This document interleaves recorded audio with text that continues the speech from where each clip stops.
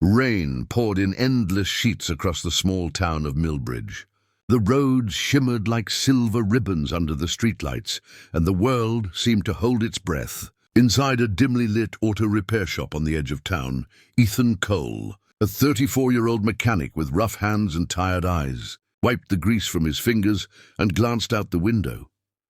The rain reminded him of that night, the night he lost everything. His wife, Emily, had been in a car crash 3 years ago. He'd tried to fix that car, rebuild it, restore it, but some things he'd learned can't be fixed. That same night, somewhere across town, Lena Marshall, 27, a once energetic dance instructor, sat by her bedroom window, watching the storm. Her wheelchair was parked beside her bed, a silent reminder of the accident that had shattered her spine a year ago. Doctor said she'd never walk again. Her dreams of dancing, of teaching little girls how to twirl and laugh and live, gone in an instant. Her world had become smaller, quieter and lonelier. Her parents had moved out of town for work.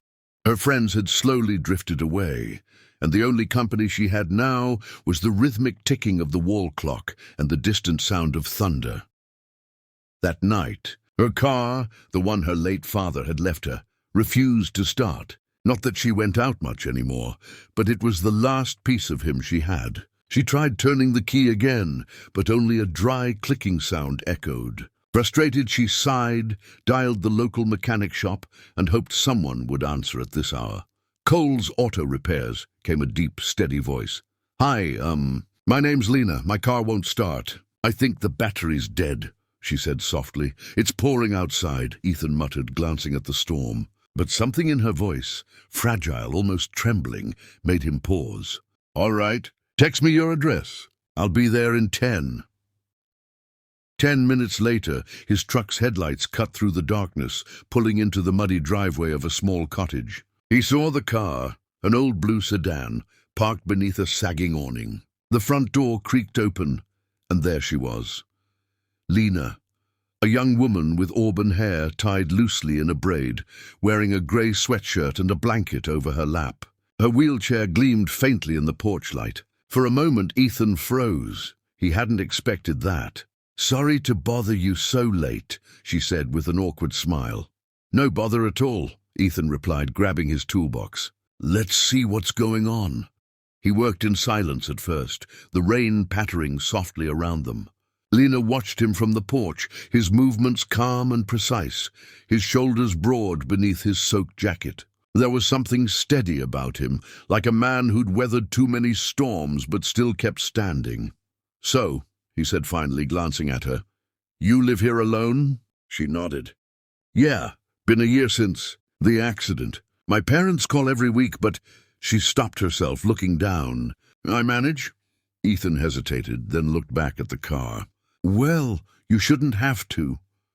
His words hung in the air longer than the thunder that followed. When he finished, he knocked on her door again. It's fixed. You just needed a new battery connection. Try it tomorrow. It should start fine. How much do I owe you? She asked. He shook his head.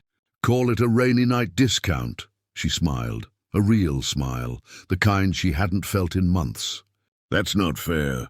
You should at least let me make you coffee, he chuckled. You don't even know me. Then tell me your name, she said softly. Ethan, he replied. And you? Lena. And that was how it began. Days passed.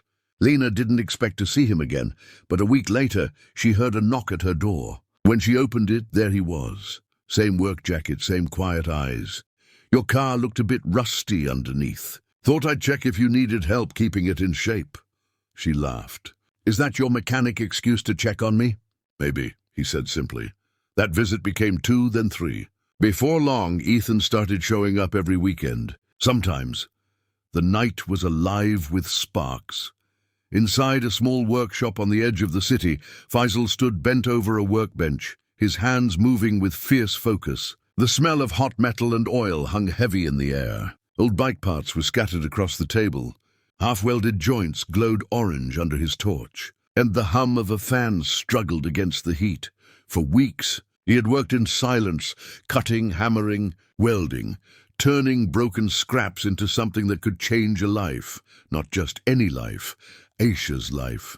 He had never told her what he was doing. Every time he visited her in the hospital, he'd just smile and say he was working on something. But in his heart, he was building more than a machine. He was building her future. The blueprint of hope.